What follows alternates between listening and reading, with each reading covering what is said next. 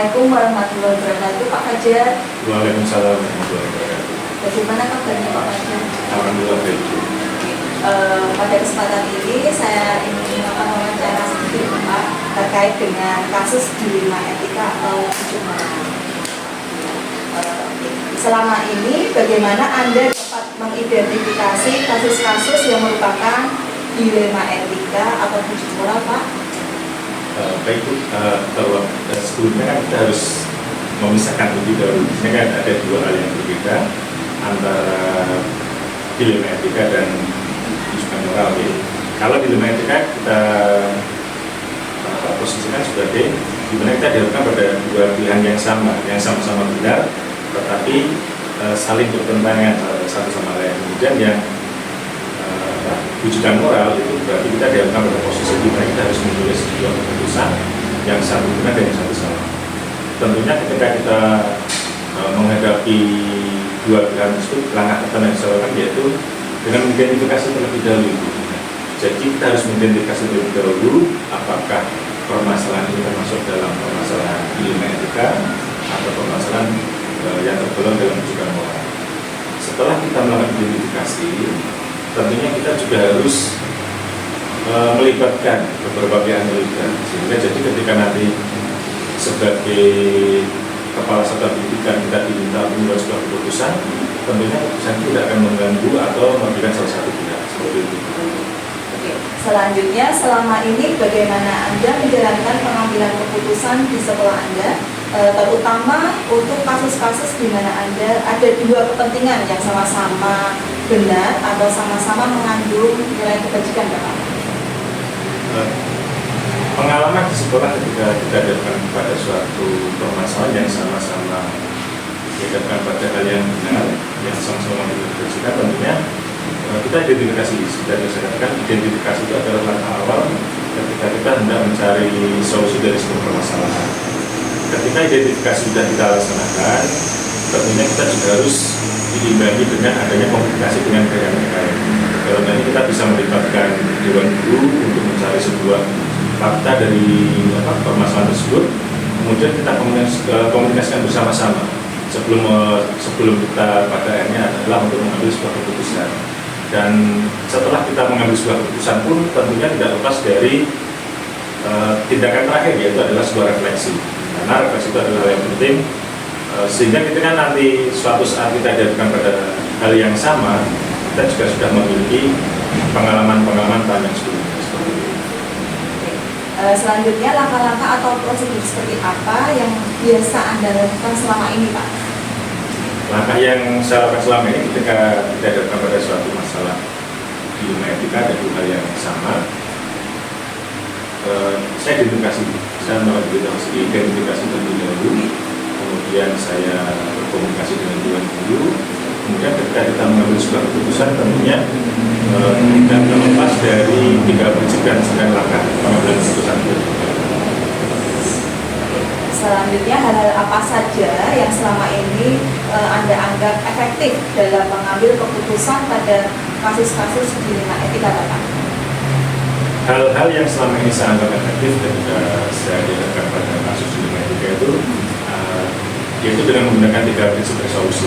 Yang pertama, kita berfokus pada hasil akhir.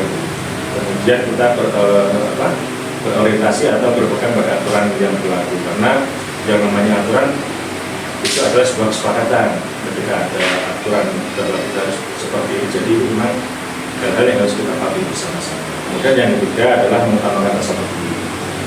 Selain ketiga resolusi tadi, kita juga harus mempertimbangkan yaitu dampak jangka panjang dari langkah-langkah yang akan kita ambil terhadap permasalahan yang kita hadapi.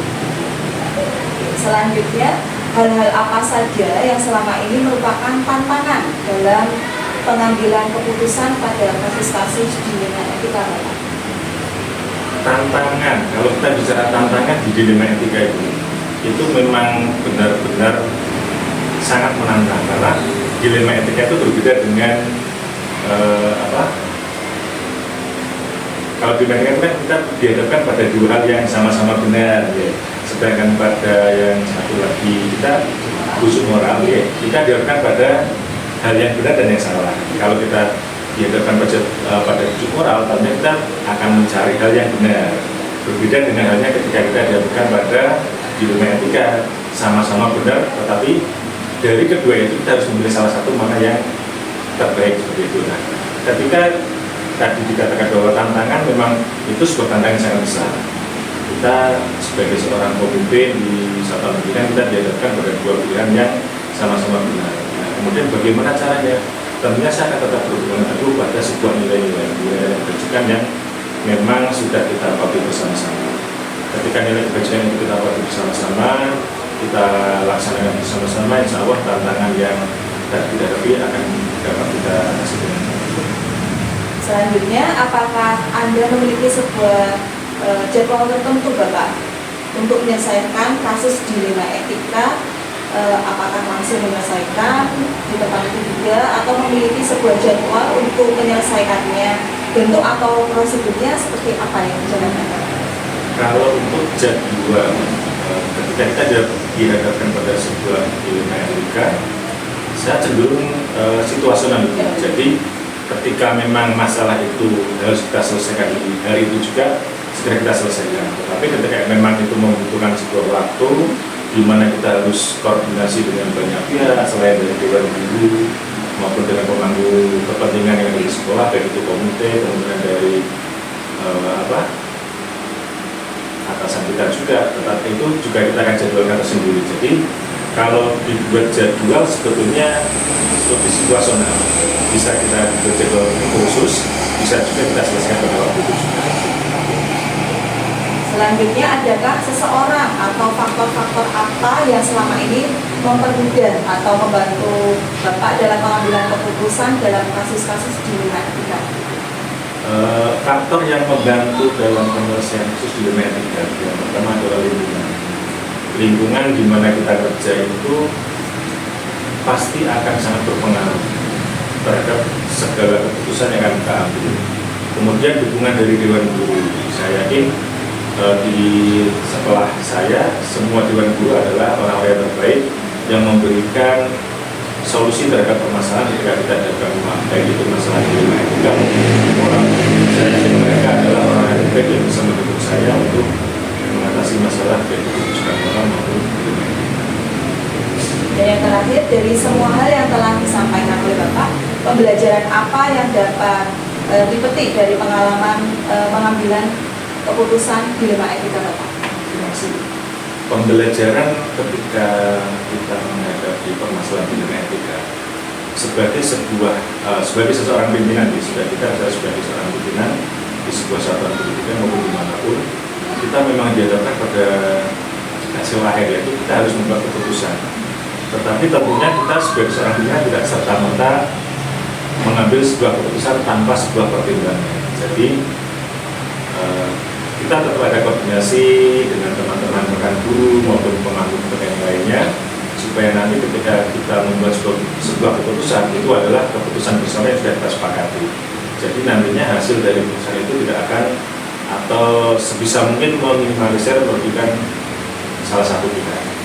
Nah, jadi kalau saya tarik kesimpulan bahwa pembelajarannya adalah seorang pemimpin pun harus sangat membutuhkan bantuan dari rekan guru. Dalam ini kepala sekolah juga harus sangat membutuhkan bantuan dari rekan guru. Rekan guru adalah orang yang mendorong seorang kepala sekolah untuk merubah atau membuat sekolah itu berkembang menjadi hal yang Jadi berkolaborasi ya Pak? Kolaborasi itu sangat penting sekali. Kolaborasi, komunikasi. Harus ada kolaborasi antara kepala sekolah dengan guru, kemudian ada sebuah komunikasi dua arah tentunya. Kalau kita hanya komunikasi searah, saya yakin juga tidak akan menimbulkan dampak yang positif juga. Terima kasih atas waktu yang sudah diberikan pada kesempatan ini Pak Fajar. Mungkin itu saja yang saya tanyakan terkait dengan kasus dilema etika ataupun wujud moral. Terima kasih. Saya akhiri. Assalamualaikum warahmatullahi wabarakatuh. Waalaikumsalam warahmatullahi wabarakatuh. Assalamualaikum warahmatullahi wabarakatuh. Bu Mida. Waalaikumsalam warahmatullahi wabarakatuh. Bagaimana kabarnya? Alhamdulillah sehat. Kesempatan kali kali ini saya ingin mewawancari sedikit Bu Mida terkait dengan kasus dilema etika atau uji moral di sekolah. Nah, selama ini bagaimana Anda dapat mengidentifikasi kasus-kasus yang merupakan dilema etika atau uji moral, Bu? Alhamdulillah Bu Atik, selama saya bertugas di SD 1 Kubu ini ada beberapa kasus yang seperti itu. Cara penyelesaiannya saya melakukan musyawarah ataupun dengan cara kekeluargaan. Cara saya mengidentifikasi permasalahan ini dengan cara yaitu salah satunya adalah mengidentifikasi apakah permasalahannya itu benar lawan benar atau saya mengidentifikasinya sebagai dilema etika. Namun apabila ada masalah atau kasus tersebut benar melawan benar, maka saya akan mengidentifikasinya sebagai tujuan moral. Oke, selanjutnya selama ini bagaimana Bu Mida menjalankan pengambilan keputusan di sekolah, terutama untuk kasus-kasus di mana ada dua kepentingan yang sama-sama benar atau sama-sama mengandung nilai kebajikan, Bu? Sebagai seorang manajerial, saya sebagai kepala sekolah dalam mengambil keputusan hendaknya sebijak mungkin Bu Ade, karena dengan memperhatikan berbagai aspek serta merefleksikan nilai-nilai yang dijunjung tinggi sehingga bisa dijadikan rujukan bagi atau teladan bagi seluruh warga sekolah. Kemudian saya sebagai seorang kepala sekolah mengambil keputusan juga membutuhkan keberanian dan kepercayaan diri untuk menghadapi konsekuensi dan implikasi dari keputusan yang saya ambil. Nah, karena itu ada keputusan yang sepenuhnya mengakomodir seluruh kepentingan para pemangku kepentingan. Hal ini bisa memberikan semangat serta motivasi guru saya untuk selalu berkarya dan berinovasi, memberikan yang terbaik bagi pendidikan di sekolah, khususnya di sekolah SD 1 Kubu. Oke. Selanjutnya langkah-langkah atau prosedur seperti apa Bu yang biasa Anda lakukan selama ini? Selama ini langkah-langkah yang saya lakukan mungkin belum terlalu profesional ya Bu Ade ya. Namun saya yakin apa yang saya lakukan adalah yang terbaik. Gini, ketika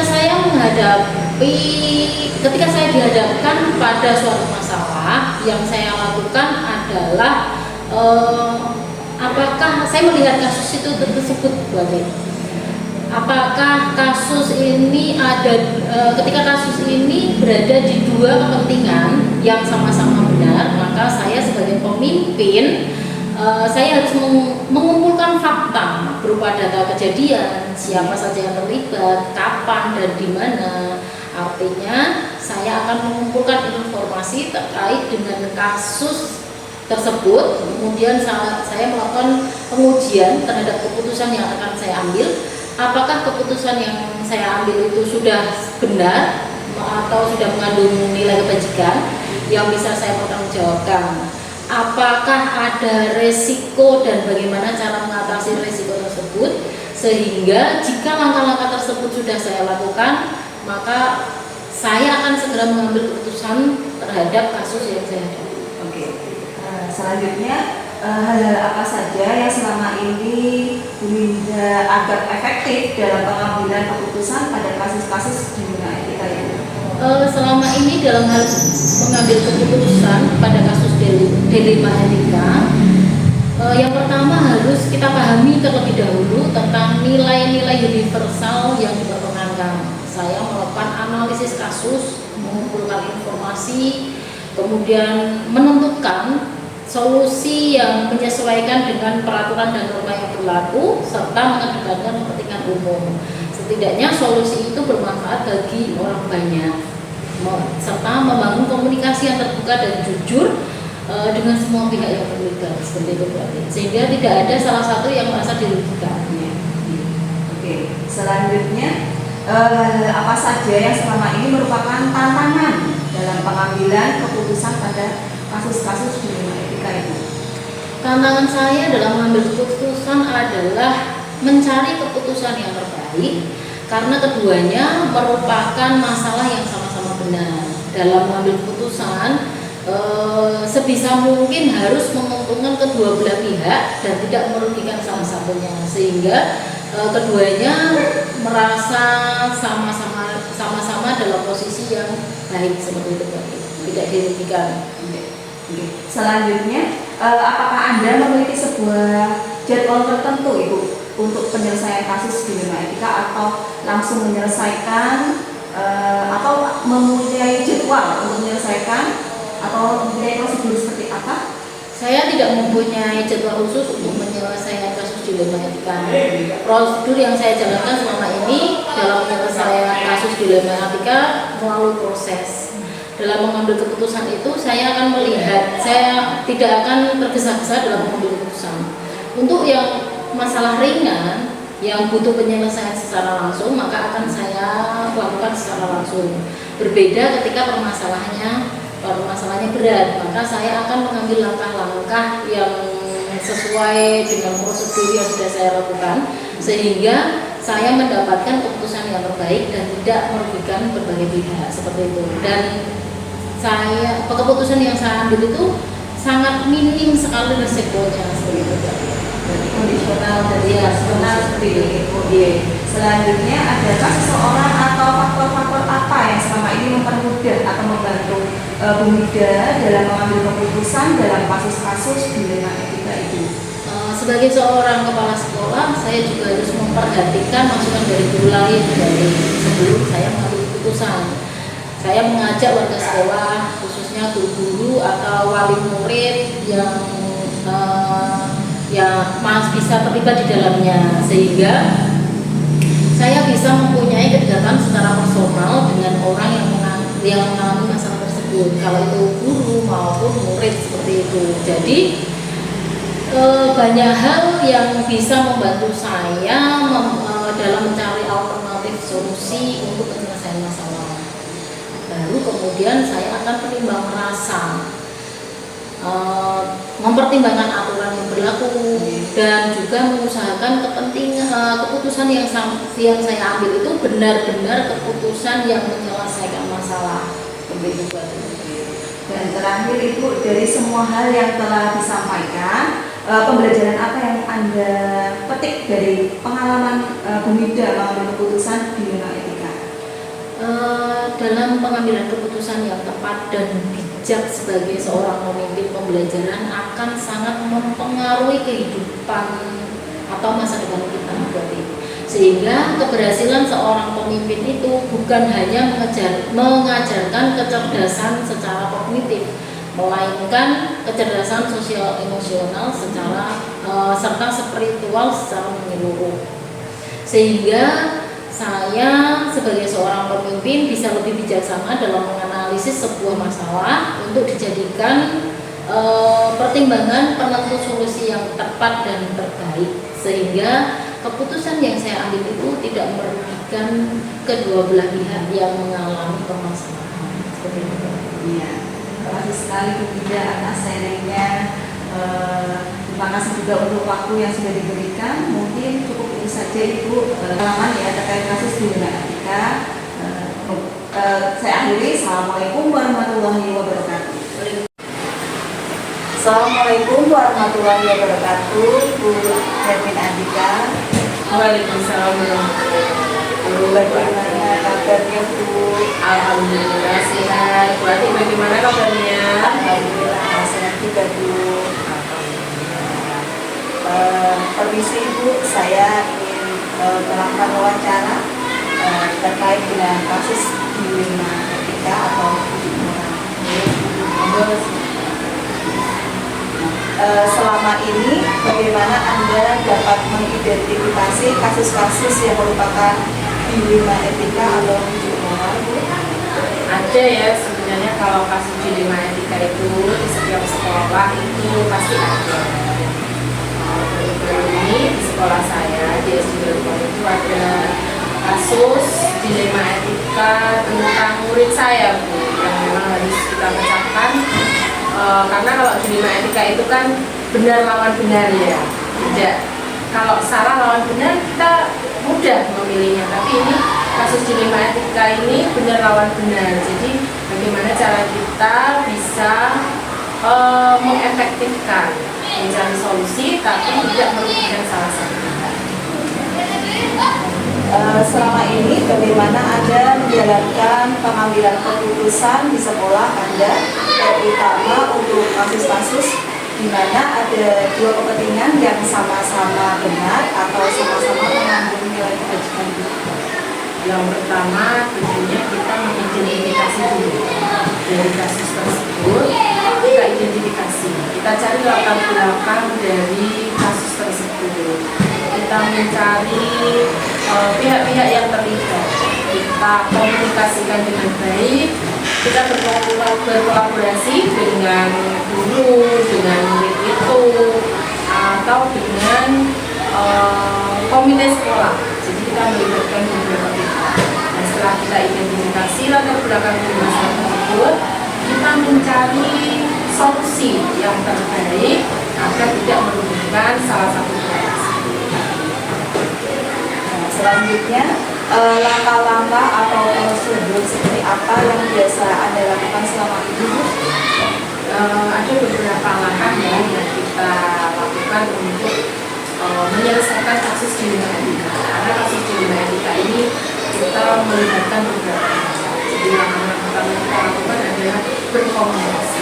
Komunikasi salah satu hal yang penting yang harus dilakukan. Kita berkomunikasi dengan pihak yang terlibat, baik itu misalnya kalau ini kasus murid ya, berarti kita dengan orang tua murid, dengan murid itu sendiri, dengan melibatkan masyarakat sekitar. Kita tahu, kita mencari tahu latar belakangnya, kita mencari tahu keadaan keluarganya itu dari masyarakat sekitar. Kemudian kita melibatkan guru, dan kalau di sini itu ada guru PAI yang akan mendampingi siswa tersebut. Jadi ada pendampingan secara individual. Nah, setelah kita berkomunikasi dengan orang terlibat, kita cari solusinya, kita cari beberapa alternatif ya solusi. Kemudian kita cari solusi yang paling baik, solusi yang bisa menguntungkan semua pihak. Jadi tidak ada salah satu pihak yang merasa dirugikan, baik itu dari orang tua ataupun dari guru. Gitu. Kuncinya di komunikasi. Komunikasi. Selanjutnya, hal-hal apa saja yang selama ini Anda anggap efektif dalam pengambilan keputusan pada kasus-kasus penggunaan etika? Hal-hal yang efektif itu kalau menurut saya itu adalah kolaborasi dan komunikasi. Jadi kita berkomunikasi dengan pihak yang terlibat tadi, tapi kita juga berkolaborasi dengan pihak-pihak tadi. Kita berkolaborasi untuk mencari solusi alternatif pemecahan masalah. Karena dengan kalau kita sebagai kepala sekolah bertindak sendiri, jelas tidak akan mampu tanpa kolaborasi dari rekan-rekan semua. Kita melakukan kegiatan, kita melakukan menangani soal sebuah permasalahan, ya kita berkolaborasi dengan semua pihak. Selanjutnya, hal-hal apa saja yang selama ini merupakan tantangan dalam pengambilan keputusan pada kasus-kasus dilema etika ini? Tantangan yang sebenarnya itu terkadang muncul justru dari orang tua murid. Mungkin saat ada siswa yang bermasalah, kemudian guru menegur seperti itu, orang tua itu seperti tidak terima apabila anaknya ditegur. Akhirnya tantangan sebagai guru kan kita inginkan yang terbaik untuk pendidikan anak. Sebagai guru kita menginginkan karakter siswa itu terbentuk.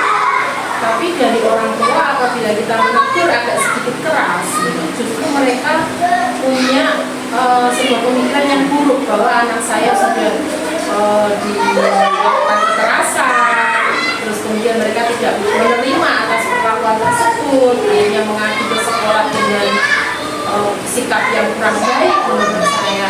Jadi memang yang harus komunikasi dulu ya, berarti kita untuk melakukan sebuah tindakan itu kita komunikasikan dengan orang tua bahwa anaknya itu seperti ini, bahwa mungkin anaknya melakukan tindakan seperti ini. Jadi orang tua itu bisa menyadari kalau anaknya memang perlu pendidikan yang agak keras, agar agar tidak terjadi kesalahpahaman antara guru dan wali murid. Tapi untuk saat ini sampai saat ini dukungan dari komite juga sangat diperlukan, karena sebagai guru kita tidak bisa menangani masyarakat satu persatu, apalagi kalau kita guru yang bukan masyarakat sekitar kan. Jadi kita membutuhkan bantuan dari komite untuk bisa membantu menyelesaikan permasalahan yang ada di masyarakat. Selanjutnya, apakah Anda memiliki sebuah jadwal tertentu dalam sebuah penyelesaian kasus di lingkungan etika? Apakah Anda langsung menyelesaikan di tempat atau memiliki sebuah jadwal tersendiri untuk menyelesaikan, atau bentuk prosedur seperti apa yang Anda jalankan itu?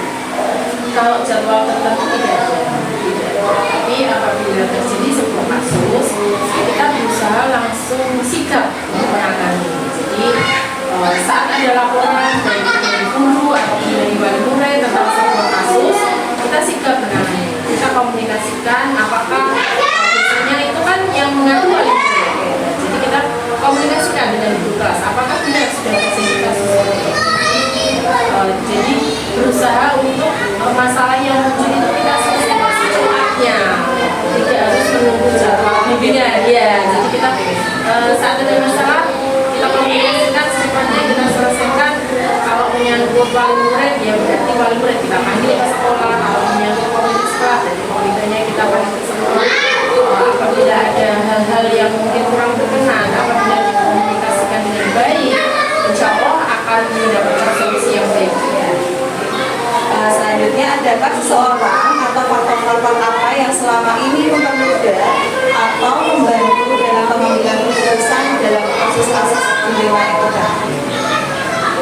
Faktor pendukung itu kalau menurut saya itu kekompakan. Jadi antara kepala sekolah, guru, wali murid, komite sekolah itu harus terjadi kolaborasi dan kekompakan yang baik.